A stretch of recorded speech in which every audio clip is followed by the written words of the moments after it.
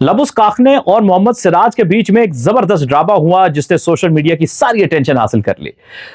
लबुस काखने जो आउट नहीं हो रहे थे और बार बार तंग कर रहे थे सिराज को, सिराज गए उनके एंड के ऊपर जो है बेल्स को आपस में रिप्लेस कर दिया और वहां पर चल पड़े। लेकिन लबुस काखने भी पीछे रहने वाले कहां थे, उन्होंने वापस बेल्स को जो है सीधा करके रख दिया, जिसपे कमेंटेटर्स ने भी अपनी कमेंट्स दिए। लेकिन ये सब कुछ क्या ड्रामा हुआ ये इस वीडियो में हम बात करेंगे। लेकिन सबसे पहले आपसे क्वेश्चन है, आपको क्या लगता है कि सिराज की जो अटेंशंस हैं वो क्या ग्राउंड से ज्यादा दूसरी चीजों के ऊपर ज्यादा हैं जिस वजह से वो पहले टेस्ट के बाद परफॉर्म नहीं कर पा रहे हैं, या फिर आपको लगता है कि इसकी कोई और वजह है और वो ठीक कर रहे हैं जो भी कर रहे हैं? कमेंट सेक्शन में बताइएगा। बात यह है कि सिराज काफी ज्यादा कंट्रोवर्सी में आ गए थे सेकंड टेस्ट में जब उनका और ट्रेविस हेड का एक मामला बना और दोनों को फाइन भी हुआ। उसके बाद तीसरे टेस्ट में होता क्या है कि बुमराह शुरू में आउट करते हैं, ओपनर्स को विकेट लेते हैं, इंडिया को कहीं ना कहीं उम्मीद दिलाते हैं, लेकिन बीच में स्टीव स्मिथ और लबुस काखने जो है वो एक पार्टनरशिप बनाते हैं। लबुस काखने जो कि बुरी फॉर्म का शिकार हैं, ज्यादा कुछ कर तो नहीं पा रहे, लेकिन इस बीच में उन्होंने ये जरूर किया कि विकेट को ऑक्युपाई करके रखा और पार्टनरशिप डेवलप करने में हेल्प आउट किया। जब आउट नहीं कर पा रहे थे सिराज बहुत कोशिश के बावजूद भी, तो फिर उन्होंने काम किया। उन्होंने एक टैक्टिक्स ये लेकर आए बीच में कि उन्होंने जाकर जिस एंड पर लबुस काखने खड़े थे उसमें जो बेल्स होती हैं वो जाके उन्होंने उनको रिप्लेस कर दिया, राइट को लेफ्ट और लेफ्ट को राइट कर दिया। अब लबुस काखने भी कहां रुकने वाले थे, उन्होंने सिराज के जाते ही उनको वापस राइट ऑर्डर में रख दिया, या वापस अपनी अपनी जगहों पे शफल कर दिया। इस सब में हर कमेंटेटर ने अपने अपना ओपिनियन दिया। ब्रेट ली ने इस पे अपने कमेंट्स दिए, इसको थोड़ा स्ट्रेंज करार दिया, और बल्कि ब्रैड हेडन ने कहा कि ठीक है, बॉलर्स करते हैं इस तरह के टैक्टिक्स बैट्समैन की तवज्जो हासिल करने के लिए।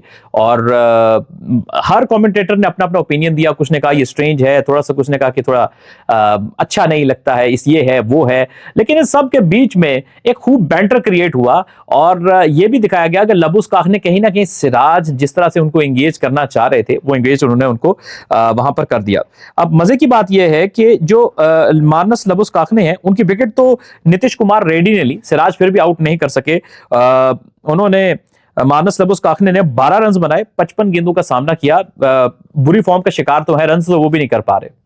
सिराज की बात करें तो अब तक उन्होंने आउट किए हैं, लेकिन सेकंड टेस्ट से अब तक लेकर उस तरह से विकेट नहीं ले पा रहे हैं या उस तरह से परफॉर्म नहीं कर पा रहे हैं जब विकेट चाहिए होता है, और वो भी एक स्ट्रगलिंग मोड में चल रहे हैं। ये वो तमाम फ्रस्ट्रेशंस हैं जिनको लेके अब वो कुछ अलग से करना चाह रहे हैं ताकि कुछ मैच में कुछ कर सकें, लेकिन अब तक मोहम्मद सिराज बुरी तरह से नाकाम रहे हैं। इस टेस्ट मैच की अगर हम बात करें तो बॉलिंग के आंकड़े देखें तो बुमराह ने 25 ओवर में 72 रन दिए, 5 विकेट्स लिए पहली इनिंग में अब तक जब मैं ये वीडियो बना रहा हूं, और सिराज ने एक ही विकेट लिया वो भी एंड पे, 22.2 overs, 97 runs and only 1 wicket. Akashdeep कुछ आउट नहीं कर सके, नीतीश कुमार रेड्डी को एक विकेट मिला, रविंद्र जडेजा विकेट लेस रहे हैं, यहां पे उनको मौका दिया गया है और बात कुछ बन नहीं पा रही है। ऑस्ट्रेलिया ने 400 प्लस रन कर लिए हैं, अभी 3 विकेट्स उनके रहते हैं। एंड अब खिलाड़ी जो है, अब ऐसा महसूस होता है कि मोहम्मद सिराज भी ग्राउंड से ज्यादा मीडिया के लिए परफॉर्म कर रहे हैं, कंट्रोवर्सीज के लिए परफॉर्म कर रहे हैं, खबरों में रहने के लिए परफॉर्म कर रहे हैं।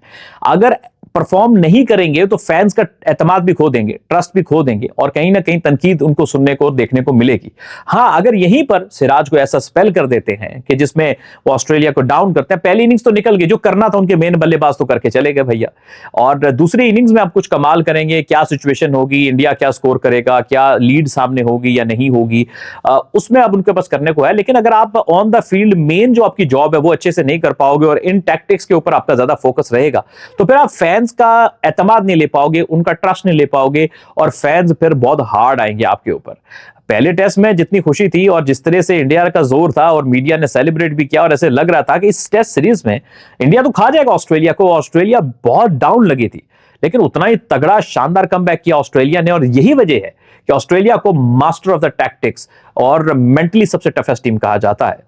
तो अब इंडिया शॉर्ट ऑफ ऑप्शंस लग रहा है, और मुझे लगता ये है कि बॉलिंग ऑप्शंस इंडिया के पास थोड़े से लिमिटेड दिख रहे हैं। सिराज का रिदम नहीं है, बॉलर अच्छे हैं, ऐसा नहीं कि बॉलर अच्छे नहीं है, बहुत अच्छे फास्ट बॉलर हैं, रिदमिकल फास्ट बॉलर हैं, रिदम लगता है तो अच्छी जगहों से स्विंग सीम दोनों मूवमेंट मिलता है और तंग करते हैं।